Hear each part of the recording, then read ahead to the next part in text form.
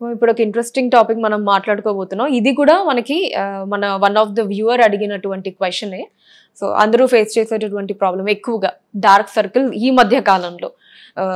అంటే మన రకరకాల లైఫ్ స్టైల్స్ని బట్టి సాఫ్ట్వేర్ ఇంజనీర్స్ కావచ్చు, ఈవెన్ ఇప్పుడు ఏంటంటే ఆ ప్రొఫెషన్తో సంబంధం లేకుండా ఎక్కువ మంది ఈ ఫోన్కి అడిక్ట్ అయిపోయి ఫోన్స్ ఎక్కువగా చూడడం వల్ల కూడా నైట్ టైమ్స్ కావచ్చు ఇది.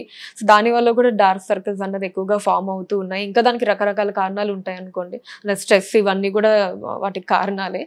బట్ సొల్యూషన్ గురించి మాట్లాడుకుందాం. సో కాజెస్ ఎక్కువగా నేనే చెప్పేసినట్టున్నాను, ఎందుకంటే ఎక్కువ చూస్తూ ఉంటాను కాబట్టి ఈ డైలీ లైఫ్లో భాగంగా. సో సొల్యూషన్ గురించి మాట్లాడుకుంటే ఫస్ట్ అసలు ఇవి ఎందుకు వస్తాయి అన్నది మీ వర్షన్లో ఒకసారి మీరు చెప్పి, అండ్ అలానే ఒకసారి సొల్యూషన్ కూడా దీనికి ఏముంది అన్నది. మేజర్గా ఈ డార్క్ సర్కిల్స్ అనేవి ఎవరో క్వశ్చన్ అడిగారు. యూజువలీ ఈ డార్క్ సర్కిల్స్ అనేవి స్లీప్, నిద్ర లేని వల్ల వస్తాయి.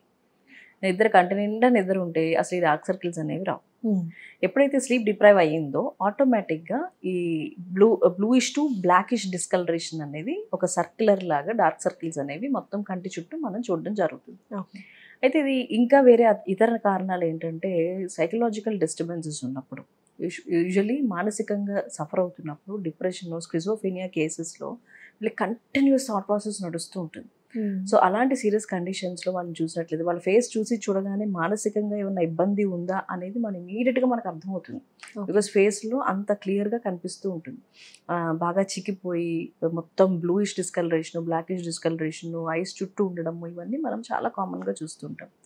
దీంతో పాటు ఇందాక మీరు ఆల్రెడీ చెప్పారు, ఈ రోజుల్లో ప్రతి ఒక్కళ్ళకి ప్రాబ్లం చూస్తాం. ఎందుకంటే గ్యాడ్జెట్స్ ఎక్కువయ్యాయి ల్యాప్టాప్స్ ముందు. తర్వాత వర్కింగ్ అవర్స్ బాగా పెరిగాయి. నైట్ ఏ టైంకైనా పడుకోనివ్వండి, అట్లీస్ట్ 6 to 8 hours స్లీప్ లేకపోతే ఏమవుతుందంటే ఈ డిస్కలరేషన్ అనేది ఎక్కువగా చూస్తూ ఉంటాం. కళ్ళు లోపలికి వెళ్ళిపోతున్నట్టుంటే దాని చుట్టూ ఏదో గొయ్యలు పడినట్టు పడి ఈ బ్లూయిష్ డిస్కలరేషన్ లేదా బ్లాకిష్ డిస్కలరేషన్ అనేది చాలా క్వైట్ కామన్ గా చూస్తూ ఉంటాం. హాలోగా అయిపోయి లోపలికంటే వెళ్ళిపోయి జరుగుతుంటుంది. అట్లాగే మనం ఈ గ్యాడ్జెట్స్తో ఉన్నప్పుడు ఏమవుతుంది, ఇది ఒక అలవాటు కింద మారుతుంది.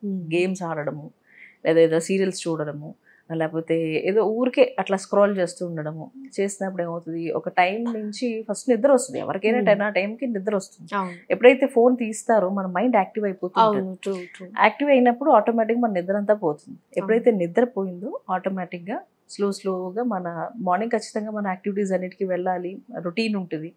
సో మనకి నిద్ర సరిపోకుండా ఉంటుంది. ఎప్పుడైతే నిద్ర సరిపోదు, ఈ గ్యాడ్జెట్స్, స్ట్రెస్ లెవెల్స్, తర్వాత నిద్రలేమితో బాధపడుతున్న వాళ్ళు, వీళ్ళందరిలో కూడా ఈ డిస్కలరేషన్ అనేది చూస్తూ ఉంటాం. సో మీరు గమనించుకోవాల్సిన విషయం ఏంటంటే మీరు ఏ ప్రాబ్లంతో మీకు ఇది స్టార్ట్ అయింది అనేది చూడాలి. అంటే అండ్ మ్యామ్ అలానే ఇక్కడ ఇంకొక చిన్న డౌట్ నాకు వచ్చింది ఏంటి అంటే, మనం ఒకవేళ ఎక్కువగా ఈ గ్యాడ్జెట్స్ అంటే మీరు అన్నట్టు ల్యాప్టాప్స్, ఫోన్స్ ఇలా యూజ్ చేసినా సరే స్లీప్ అన్నది సఫిషియెంట్గా ఉంటే అప్పుడు ఏమన్నా ఇవి రాకుండా ఉండే ఛాన్సెస్ ఉంటాయా, లేకపోతే మనకి స్లీప్ అనేది సఫిషియెంట్గా, నిద్ర సఫిషియెంట్గా ఉన్నా సరే ఇవి ఎక్కువగా వాడినా సరే వస్తాయా మ్యామ్? గ్రేట్. ఇప్పుడు నేను దానికే వస్తున్నాను యాక్చువల్లీ. సో ఇప్పుడు యూజువల్లీ ఏంటంటే మీరు అన్నట్టు చాలా వరకు కేసెస్లో, అంటే ఒక 80% ఆఫ్ ద కేసెస్లో నిద్రలేమే మెయిన్ కారణం. ఓకే. అండ్ మిగతా కొన్ని కండిషన్స్లో ఎట్లా అంటే సైకలాజికల్ ప్రాబ్లమ్స్ మెయిన్ కారణం. మూడోది హెరిడిటరీ. మీరు ఎంత నిద్రపోండి, మీరు ఏం చేయండి, మీరు మానసికంగా ఎంత ఆనందంగా ఉండండి, వాళ్ళకి ఎప్పటికీ ఉంటారు. అది హెరిడిటరీగా వచ్చే ప్రాబ్లం. సో ఈ 3 కండిషన్స్ ఎక్కువగా చూస్తూ ఉంటాం. హెరిడిటరీగా వచ్చేది ఏ ప్రాబ్లం అయినా సరే దాన్ని తగ్గించడానికి చాలా టైం పడుతుంది. బికాజ్ అది ఇప్పుడు మదర్కి ఉంది అనుకోండి, లేదా ఫాదర్కి ఉంది, సేమ్ పిల్లలకి వచ్చింది. దట్ మీన్స్ ఆ జీన్స్ ఉంది, ఆ జీన్స్, ఆ స్ట్రక్చర్, ఆ షేప్ అలా ఉంటుంది. సో అలా అది క్యారీ అవుతూ ఉంటుంది. ఆ structure, face, hair, height, colour ఇవన్నీ కూడా జీన్స్ రిలేటెడ్గా వస్తుంటాయి. సో ఆ రిలేటెడ్గా సంబంధిత ఏవైనా వస్తే కనుక దానికి ట్రీట్మెంట్ లేదని నేను చెప్పట్లేదు, డెఫినెట్లీ ఇట్ టేక్స్ టైం. అలా కాకుండా మీరు ఓన్లీ స్లీప్ లేకపోవడం వల్ల, నిద్ర లేకపోవడం వల్ల, లేదా మీరు నిజంగానే నిద్ర వచ్చినా మీరు నిద్రపోకుండా ఎక్కువగా గ్యాడ్జెట్స్ మీద టైం స్పెండ్ చేయడం వల్ల వస్తుందా, స్ట్రెస్ వల్ల వస్తుందా, దేని వల్ల వస్తుంది అనేది మీరు చూడాలి. అండ్ ఇంకొంతమందికి ఏమవుతుందంటే ఎలర్జీస్ ఉంటాయి, కళ్ళది దురదలు ఉంటాయి, కళ్ళు డ్రై అయిపోవడం ఉంటాయి, కళ్ళుని విపరీతంగా వాళ్ళు దురద వచ్చినప్పుడు విపరీతంగా నిలిమేస్తూ ఉంటారు. సో ఇలాంటి కండిషన్స్లో కూడా ఈ డార్క్ సర్కిల్స్ అనేవి చూస్తూ ఉంటాం. అట్లాగే కొన్ని క్రీమ్స్ పడకుండా ఉంటాయి, కొన్ని సోప్స్ పడవు, కొన్ని వాడే లోషన్స్ పడవు. సో ఇలాంటి కండిషన్స్లో కూడా ఈ డార్క్ సర్కిల్స్ అనేవి డెవలప్ అవుతాయి. ఎప్పుడైతే వాళ్ళు అది స్టాప్ చేశారో ఆటోమేటిక్గా మళ్ళీ నార్మల్ కండిషన్స్కి వచ్చేస్తూ ఉంటాయి. సో ఇది అబ్జర్వ్ చేసుకుంటూ దానికి తగిన అంటే మీ చేతుల్లోనే ఉంది, మీకు తెలుసు ప్రాబ్లం ఏంటి అనేది, అది చేస్తే ఆటోమేటిక్గా కంట్రోల్లోకి వస్తుంది. లేనట్లయితే కనుక తప్పకుండా మీరు మెడిసిన్ వాడాల్సి ఉంటుంది. ఓకే. అండ్ చాలా మంది రకరకాల క్రీమ్స్ని యూజ్ చేస్తూ ఉంటాం మీ డార్క్ సర్కిల్స్కి.